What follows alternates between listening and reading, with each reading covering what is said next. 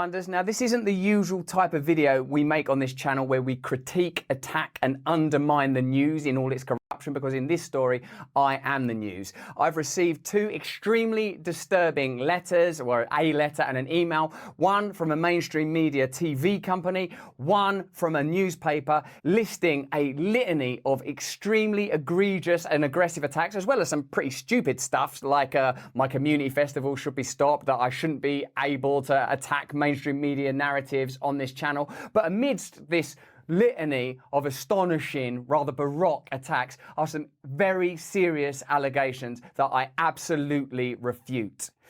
These allegations pertain to the time when I was working in the mainstream, when I was in the newspapers all the time, when I was in the movies, and as I've written about extensively in my books, I was very, very promiscuous. Now, during that time of promiscuity, the relationships I had were absolutely always consensual. I was always transparent. Why is there a fucking cut here? The relationships I had were absolutely always consensual. It goes from always to consensual. It's like, bro, you couldn't do one fucking jump. Like you had to cut that part. It just like comes across way fucking worse than it. I mean, this is always going to be bad anyway. I was always transparent about that then, almost too transparent. And I'm being transparent about it now as well. And to see that transparency metastasized into something criminal that I absolutely deny makes me question, is there another agenda at play? Particularly when we've seen coordinated media attacks before, like with Joe Rogan when he dared to take a medicine that the mainstream media didn't approve of, and we saw a spate of headlines. Bro, that's yeah, he's like, I'm being attacked as a bold truth teller. I mean, for everything you can say about Joe Rogan, it's not like the fucking media is calling him a rapist, you know what I mean?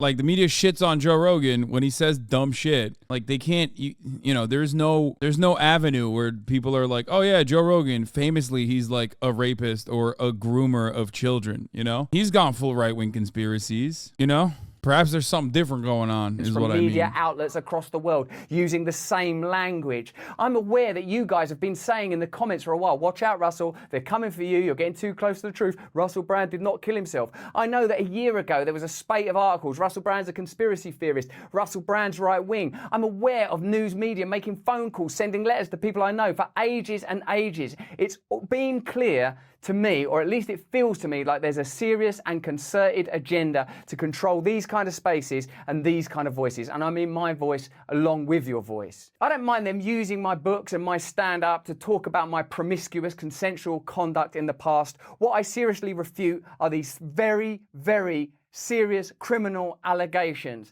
Also, it's worth mentioning that there are witnesses whose evidence directly contradicts the narratives that these two mainstream media outlets are trying to construct, apparently in what seems to me to be a coordinated attack.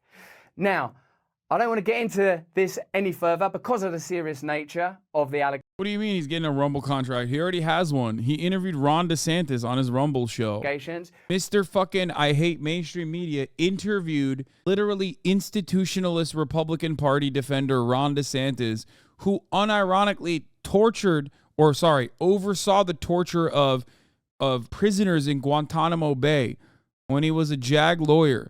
Okay?